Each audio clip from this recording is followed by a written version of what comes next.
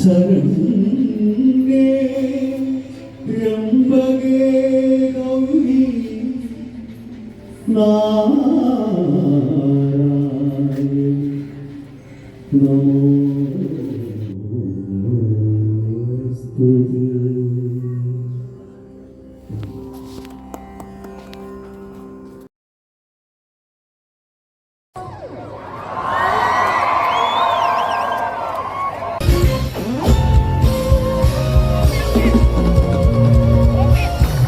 എല്ലാവർക്കും നമസ്കാരം. ആദ്യമേ ഞാനൊരു ക്ഷമാപണത്തോടെ തുടങ്ങുകയാണ്. കാരണം ഇവിടെ വന്ന് ഓരോ മഹത് വ്യക്തികളും നമ്മുടെ ക്ഷണം സ്വീകരിച്ചു വന്നതാണ്. ദൈവതുല്യരായ അതിഥികൾ എന്ന് പറയാം. പക്ഷെ ഇവിടെ ഒരു ഇൻഫോർമൽ ഒരു ഫോർമൽ നമ്മുടെ ഒരു കുടുംബം ഇതായതുകൊണ്ട് ഇവിടെ വന്ന് ഓരോരുത്തരെയും ചെയറിൽ ഇരുത്തി മറ്റുള്ള വേണ്ട കാര്യങ്ങളൊന്നും ചെയ്യാൻ പറ്റില്ല. പക്ഷെ നിങ്ങളൊക്കെ ഞാൻ ക്ഷണിച്ചു വന്ന ഓരോരുത്തരും നമ്മുടെ സ്വന്തമായെന്നുള്ള ഒരു കൺസിഡറേഷൻ ഞാൻ തന്നെ സ്വന്തം എടുക്കുകയാണ്. സോ അതിന്റെ പേരിൽ ക്ഷമിക്കുക. പക്ഷെ കുറച്ച് ഫ്രീഡം ഞാനൊന്ന് എടുക്കുകയാണ് എല്ലാവരോടും. Thank you. എല്ലാവർക്കും ഈ ഒരു ധന്യ മുഹൂർത്തത്തിലേക്ക് സ്വാഗതം. സുഹൃതം, നിമിത്തം, അനുഗ്രഹം. രാത്രികാലങ്ങളിൽ എല്ലാ അഗ്രഹാരങ്ങളിലും ഈ ബൊമ്മക്കൊലു ഉത്സവം നടത്താറുണ്ട്. പക്ഷെ കഴിഞ്ഞ വർഷം ഒരു ഉൾവിളി പോലെ ഒരു ബൊമ്മക്കൊലു സ്റ്റാർട്ട് ചെയ്യാമെന്നുള്ള ഒരു ആശയം വരികയും തമ്പുരാന്റെയും എൻ്റെ ഗുരു ശ്രീ നീലകണ്ഠയുടെയും അനുഗ്രഹം കൊണ്ട് രണ്ടാമത്തെ ബൊമ്മക്കൊലു ഉത്സവത്തിന്റെ ഭദ്രദീപം തെളിയിക്കുന്ന അവസരത്തിൽ വരെ ഞങ്ങൾ എത്തിച്ചു. എന്താണ് ബൊമ്മക്കൊലു എന്ന് ഞാൻ ഇനി പറയേണ്ട ആവശ്യമില്ല, കാരണം എല്ലാവർക്കും അറിഞ്ഞു കഴിഞ്ഞു. പക്ഷെ ചിലരുണ്ടാവാം ബൊമ്മക്കൊലുയുടെ ഐതിഹ്യങ്ങൾ അറിയാത്തവർ. നമ്മുടെ തമിഴ് ബ്രാഹ്മണരുടെ നവരാത്രി ആഘോഷങ്ങളിൽ ഏറ്റവും ആചാരമുള്ളതാണ് ഈ ബൊമ്മക്കൊലു. ഇന്ന് വരെ നമ്മൾ ബൊമ്മ എന്ന് പറയും. നാളെ രാവിലെ കലശം കഴിഞ്ഞ് പൂജ കഴിഞ്ഞാൽ പിന്നെ ഞങ്ങൾ ബൊമ്മ എന്ന് ഞങ്ങൾ പറയാറില്ല. അത് അവിടെ എനർജി കൊണ്ടും അവിടെ ദൈവിക ഭാവം തന്നെയാണ് വരുന്നത്. സോ ഇന്ന് ബൊമ്മക്കൊലു എന്നുള്ള ഒരു വാക്ക് എനിക്ക് ഉപയോഗിക്കാൻ പറ്റും. അതിഗംഭീരമായിട്ട് പെരിഞ്ചല്ലൂരിലെ എല്ലാവരും കഴിഞ്ഞ വർഷം ബൊമ്മക്കൊലു ഈ ഉത്സവത്തെ ഇവിടെയുള്ള മുതിർന്നവർ മാത്രമല്ല, ഈവൻ കുട്ടികളടക്കം പല പല സ്കൂൾസിൽ നിന്നുള്ള കുട്ടികളടക്കം ഇവിടെ വന്ന് ഈ ബൊമ്മക്കൊലു അതൊരു സ്റ്റഡി ക്ലാസ് പോലെ അവര് ഒരു 7-8 സ്കൂൾസിൽ നിന്ന് കുട്ടികൾ വന്നിട്ട് സ്റ്റഡി ക്ലാസ് പോലെ എടുത്ത് അതിന്റെ എസെൻസ് അവർ മനസ്സിലാക്കി. അതായത് റിലീജിയസ് അല്ലാതെ ഈവൻ സയന്റിഫിക് എസെൻസ് കൂടി അവർ ഓരോ കഥയിൽ നിന്നും മനസ്സിലാക്കി.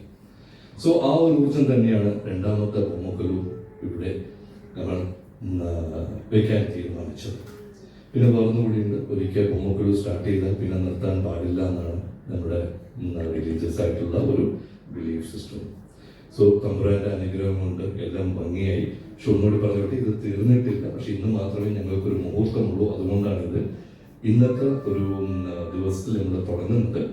ഒരു 2-3 ദിവസത്തിൽ ഇത് ബൊമ്മക്കൊലു നവരാത്രി 3-ാം തീയതി മുതൽ തുടങ്ങും. പക്ഷെ ഒരു പൂർണ്ണ രൂപം ഇത് വരണമെങ്കിൽ ഇനി ഒരു 3-4 ദിവസം കൂടി എടുക്കുമെന്ന് അറിയിച്ചുകൊണ്ട് ഇന്നത്തെ ഈ ഒരു ഭദ്രദീപം തെളിയിക്കുന്ന ഈ ഒരു ചടങ്ങിലേക്ക് ഞങ്ങൾക്ക് നീങ്ങാം.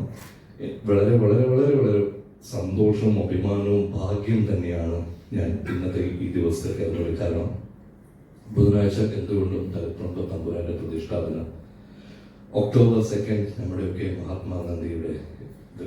ഇപ്പോൾ എല്ലാം കൊണ്ടും വളരെ വളരെ ഉത്തമമായ ഒരു ദിവസം.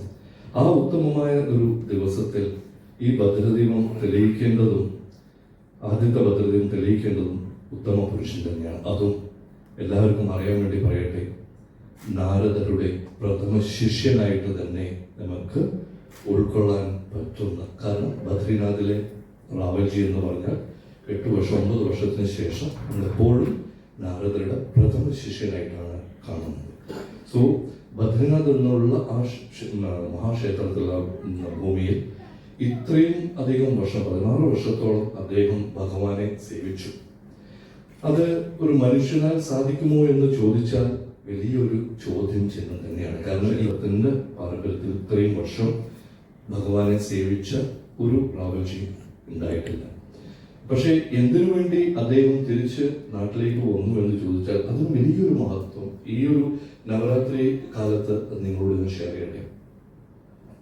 മാതൃ വാത്സല്യം എന്നുള്ള അമ്മയോടുള്ള ഒരു കടമ, ആ ഒരു കടമ നിറവേറാൻ കൂടിയാണ് അദ്ദേഹം അത്രയും വലിയൊരു ഭാഗ്യവും ആ ഒരു പൊസിഷനിൽ നിന്ന് നമ്മുടെ സ്വന്തം നാട്ടിലേക്ക് തിരിച്ച് വന്നത്. ഒരു കാര്യം കൂടി, ബദ്രിനാഥ ക്ഷേത്രത്തിന്റെ ചരിത്രത്തിൽ തന്നെ അവിടുന്ന് റാവൽജിയുടെ സ്ഥാനം കഴിഞ്ഞ് ഇറങ്ങിയവര് ആരും തന്നെ തിരിച്ച് അങ്ങോട്ട് പോകാൻ പറ്റിയിട്ടില്ല. പക്ഷേ ഇന്ന് ഞങ്ങളുടെ ഭദ്രദൈവം തെളിയിക്കുന്ന നമ്മുടെയൊക്കെ ദൈവദുഃഖരായിട്ട് ഞാൻ കാണുന്ന സാക്ഷാൽ ബ്രഹ്മശ്രീ നമ്മുടെ റാവൽജി, ഈശ്വർ പ്രസാദ് റാവൽജി കഴിഞ്ഞ കുറച്ച് ദിവസങ്ങൾക്ക് മുൻപ് വീണ്ടും ഭഗവാനെ ദർശിക്കാൻ പോയി. അത് ഭാഗ്യം അല്ലാതെ ഞാൻ വേറെന്താണ് പറയേണ്ടത്. ഒരു ഫെമിനൈൻ പവറാണ്, നമ്മുടെ ദേവിയാണ് നവരാത്രി എന്ന് പറയുമ്പോൾ. സോ ദേവിയുടെ ഒരു സാക്ഷാൽ രൂപം, നമ്മുടെ എപ്പോഴും പറയുന്നത് പോലെ മനുഷ്യ ദൈവരൂപേണെന്ന് പറയുന്നത് പോലെ ചെറു പ്രായത്തിൽ തന്നെ അവരുടെ പാഷൻ ബേസ്ഡ് ആയിട്ട് മലയാള സിനിമയിൽ തന്നെ ആദ്യത്തെ ഫീമെയിൽ ആർട്ട് ഡയറക്ടർ, അത് തളിപ്പറമ്പ് എന്നുള്ള പെരിഞ്ചല്ലൂർ ഗ്രാമത്തിൽ നിന്നാകുമ്പോൾ അതിന് എപ്പോഴും മുതലും കൂടുതലാണ്. ആൻഡ് ഭാഗ്യവശാൽ March 8 International Women's Day Perinchallur സംഗീത സഭയുടെ നമുക്കൊരു ആദരവ് അവർക്ക് നൽകാൻ കഴിഞ്ഞിട്ടുണ്ട്. അന്നും റാവൽജി ഉണ്ടായിരുന്നു, ഇന്നും അദ്ദേഹം നമ്മുടെ കൂടെയുണ്ട്. സോ മലയാളത്തിലെ ആദ്യത്തെ ഫീമെയിൽ ആർട്ട് ഡയറക്ടർ കുമാരി എന്ന് പറയാമെന്നാണ് വിശേഷിക്കുന്നത്. തൊന്തൂരം ചെയ്യാതെ അവരെ ഞാൻ ഇതിലേക്ക് സ്വാഗതം ചെയ്യുന്നു. ഒരൊറ്റ വാക്കിൽ എൻ്റെ എല്ലാ കുടുംബാംഗങ്ങളെയും ഞാൻ ഇതിലേക്ക് സ്വാഗതം ചെയ്ത് നമുക്ക് ഭദ്രദീപം തെളിയിക്കാൻ വേണ്ടി നമുക്ക്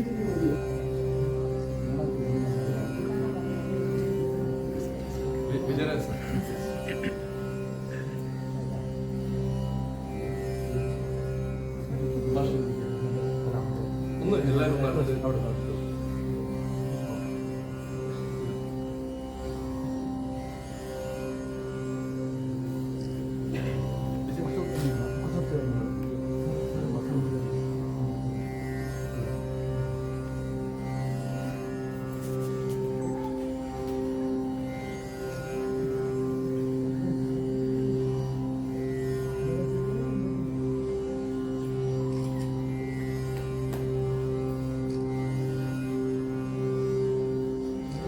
രാജാധിരാജായ പ്രസഹ്യസാജിനേ നമോ വയം വൈശ്രവണായ കുർമഹേ സമേ കാമകാമായ മഹ്യം കാമേശ്വരോ വൈശ്രവണോ ദാതു കുബേരായ വൈശ്രവണായ മഹാരാജായ നമഃ.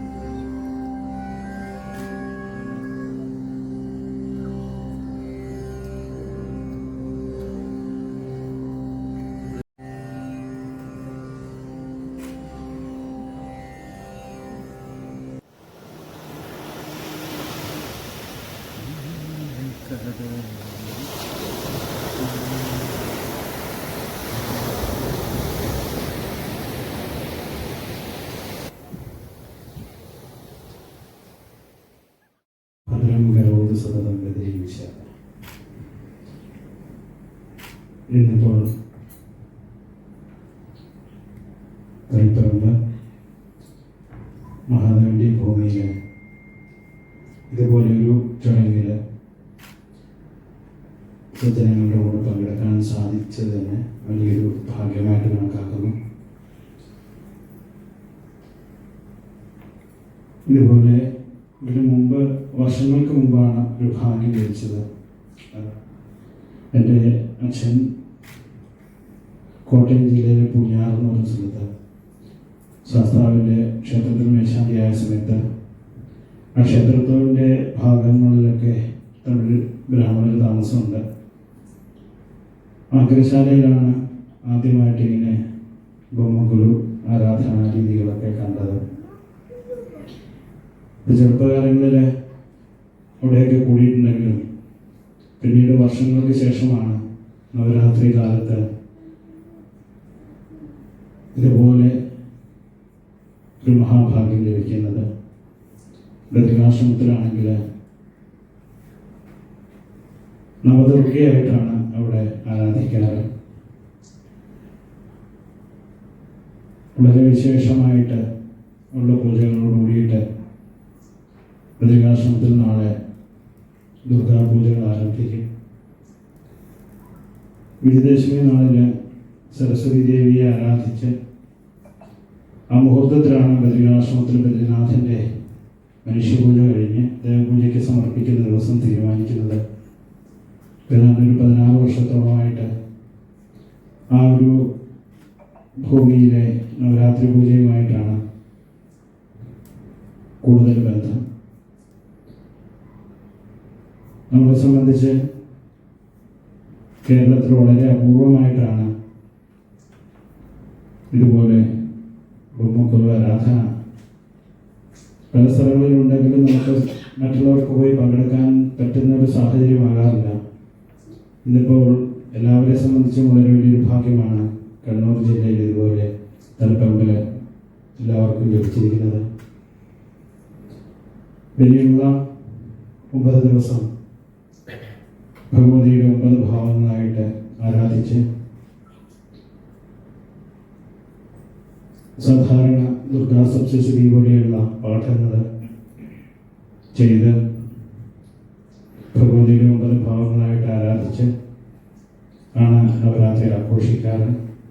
ഇന്നിപ്പോൾ നമ്മുടെ ഈ കലിയുഗത്തിൽ പരാശക്തിയുടേതായ ചൈതന്യം നമ്മളിൽ ഓരോരുത്തരും ഉണ്ടെങ്കിൽ മാത്രമേ നമുക്ക് ജീവിതം മുമ്പോട്ട് കൊണ്ടുപോകാൻ സാധിക്കുകയുള്ളൂ. വാസനയുടെയും ഒക്കെ കാലമായിട്ട് തന്നെ പൂർണ്ണമായിട്ടും നവരാത്രി വ്രതങ്ങളോട് കൂടിയിട്ട് മുമ്പോട്ട് പോകാൻ നമ്മൾ ഓരോരുത്തരും ശ്രമിക്കേണ്ടതാണ്. നവരാത്രിയുടെ പ്രാധാന്യം മനസ്സിലാക്കിക്കൊണ്ട് തന്നെ, കാരണം കലിയുഗത്തിൽ നമ്മൾ അനവധി കാണുന്നതൊക്കെ ദുരിതവും ദുരന്തങ്ങളും മാത്രമാണ്. അതിൽ നിന്നൊക്കെ നമുക്ക് നമ്മളിലുള്ള ദൈവീ ചൈതന്യത്തെ ഉണർത്തി നമ്മളിലെ ആ പരാശക്തിയുടെ ചൈതന്യത്തെ ആവാഹിച്ചാൽ മാത്രമേ നമുക്ക് മുമ്പോട്ട് പോകാൻ സാധിക്കുകയുള്ളൂ. അതുകൊണ്ട് ഈ നവരാത്രി കാലങ്ങളിൽ പൂർണ്ണമായിട്ടും ദേവിയുടെ ഉപാസന ചെയ്ത് ഈ 9 ദിവസം ഒരു ഉത്സവമായി ആഘോഷിച്ച് നവരാത്രിയുടെ വ്രതശുദ്ധിയോട് കൂടിയിട്ട് ആരാധിക്കാൻ നമുക്ക് എല്ലാവർക്കും സാധിക്കട്ടെ. അതിനുള്ള ബുദ്ധിയും മനസ്സിനുള്ള ആ ഒരു ഭാവവും ഒക്കെ ഭഗവതി നമുക്ക് തരട്ടെ എന്ന് പ്രാർത്ഥിക്കുന്നു. ഹരിയും ജയവേശം. ഇന്നലെ ബൊമ്മക്കുലു കണ്ടിട്ടില്ല, കഴിഞ്ഞ വർഷം എനിക്ക് കാണാൻ പറ്റിയിട്ടില്ല. അമ്മ പറഞ്ഞ് കേട്ടിട്ടുണ്ട്, പക്ഷെ കാണാൻ പറ്റിയിട്ടുണ്ടായിരുന്നില്ല. അപ്പോൾ ഇപ്രാവശ്യം ഇങ്ങനെ ഒരു അവസരം വന്നപ്പോൾ ഞാൻ ശരിക്കും ഇപ്പോൾ ഈ സമയത്ത് കൽക്കട്ടയിലോട്ടേക്ക് തിരിച്ചു പോകണം, നവരാത്രി ഉത്സവം കാണണം, അവിടുത്തെ ദുർഗാപൂജ കാണണം എന്ന് ആഗ്രഹിച്ചിട്ട് വന്ന ഒരാളായിരുന്നു. ഒരാഴ്ചയായിട്ട് പനിയോട് ചെന്നൊക്കെ ആയതുകൊണ്ട് പോകാൻ പറ്റിയില്ല. അപ്പോൾ ഇവിടെ വരാൻ സാധിച്ചു, ഒരുപാട് സന്തോഷമുണ്ട്. വേറെ ഏറ്റവും പ്രിയപ്പെട്ട എല്ലാവരോടും 3 ലെറ്റർ ലെജൻഡ് MVR എന്ന് പറഞ്ഞ ആ ലെജൻഡ് എൻ്റെ ജീവിതത്തിൽ ഒരിക്കലും മറക്കാൻ പറ്റില്ല. കാരണം അദ്ദേഹത്തിൻ്റെ ഒരു കോൺട്രിബ്യൂഷനാണ്. അവിടെ നിന്നാണ് ഞങ്ങൾക്ക് കൂടുതൽ അറിവ് ഞങ്ങൾക്ക് ലഭിച്ചത്. പക്ഷേ അതിപ്പോൾ കുഞ്ഞിരാമൻ സാറിൻ്റെ ലീഡർഷിപ്പിൽ വലിയ രീതിയിൽ at the end of the day let me tell you അതൊരു ബിസിനസ്സായിട്ട് അദ്ദേഹം ഇതുവരെ കണ്ടിട്ടില്ല.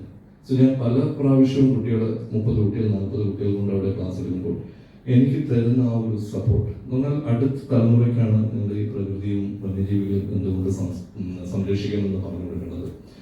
എനിക്കിപ്പോൾ അതിന് ടിക്കറ്റ് എടുത്ത് കുട്ടികളെ 10-100 കുട്ടികൾ ഒരു വർഷം ഞാൻ കൊണ്ടുപോകാറുണ്ട്, പറ്റുന്നില്ല. സോ അങ്ങനെയുള്ള ഒരു സപ്പോർട്ടാണ് തരാറ്.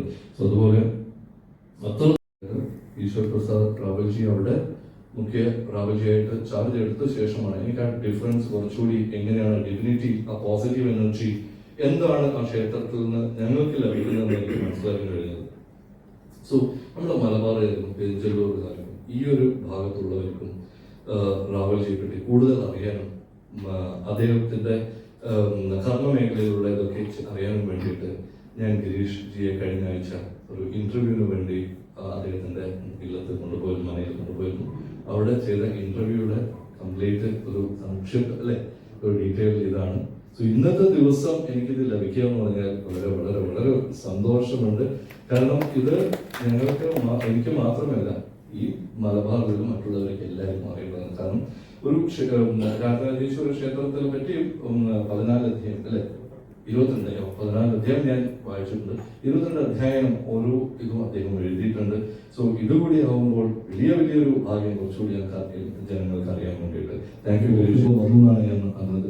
അവരും കൂടി നമ്മൾ കൂടുതൽ അറിയുന്ന നമ്മുടെ കുടുംബത്തിന്റെ ഭാഗമാക്കാൻ ഞാൻ ഒട്ടും പറയട്ടെ. എത്രത്തോളം ഭാഗ്യം ചെയ്തവരാണ് ഇന്ന് നമുക്ക് ബദ്രീനാഥനും റാവൽജി ഈശ്വർ പ്രസാദ് നമ്മൾ ഇവിടെ കിട്ടിയത്. അദ്ദേഹത്തിന്റെ അനുഗ്രഹം, അദ്ദേഹത്തിന്റെ ഓറ എന്താണ് പോസിറ്റിവിറ്റി എന്ന് ഞാൻ മനസ്സിലാക്കിയതാണ്. സോ എത്രത്തോളം ഓപ്പർച്യൂണിറ്റീസ് എനിക്ക് അദ്ദേഹത്തിനോട് സമയം ചെലവഴിക്കാൻ കിട്ടുന്നു അത് ജീവിതത്തിൽ ഏറ്റവും വലിയൊരു അനുഗ്രഹമായിട്ട് ഞാൻ കാണുന്നു.